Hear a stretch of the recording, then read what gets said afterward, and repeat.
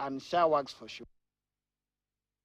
Na Baraza la Muungano wa Makanisa nchini NCCK ukanda wa Pwani sasa linaitaka serikali kuimarisha usalama humu nchini kutokana na kuongezeka kwa magenge yanayoathiri usalama wakati nchi ikikaribia uchaguzi mkuu mwaka ujao. Wakizungumza na wanahabari baada ya kukamilisha kongamano lililoleta pamoja viongozi wa makanisa, wanajamii na vijana ili kutathmini masuala mbalimbali ikiwemo uongozi na uchaguzi kama masuala yanayohitaji kushughulikiwa kwa dharura, viongozi wa baraza hilo wamewataka wanasiasa kujiepusha na siasa za kutumia magenge ambayo huenda yakalemeza usalama humu nchini na badala yake kuendeleza siasa za amani. Wakati huo kamishna wa kaunti ya Kilifi David Wanyonyi aliwaonya wanasiasa dhidi ya kutumia magenge ili kupata umaarufu, huku kuhakikisha umma kuwa tayari kitengo cha ujasusi kinafuatilia masuala hilo kwa kuhakikisha vijana hawatumiwi na wanasiasa kuzua rabsha.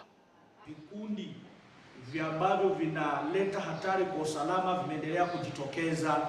Umetajwa the Panga Boys ambao imeonekana katika eneo la Kwale na vikundi vingine hata katika eneo la Tana River, na kwa hivyo tunasema kwamba taasisi husika na zile kamati za usalama katika kila kaunti na katika mkoa huu waweze kuhakikisha kwamba suala hili la usalama linashughulikiwa ili kwamba wananchi waweze kuishi kwa amani. They do the right thing. Wafuate sheria.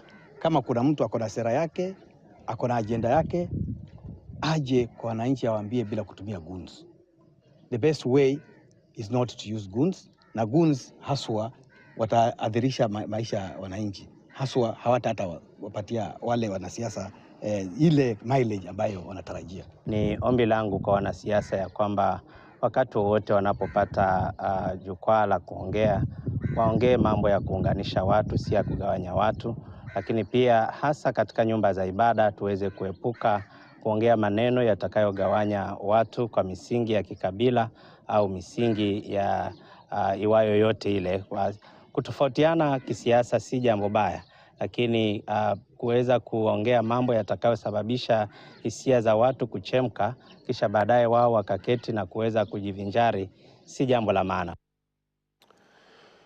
Takwimu zinaonyesha kuwa wanafunzi wengi bado wameshindwa kwenda shule kutokana na ukosefu wa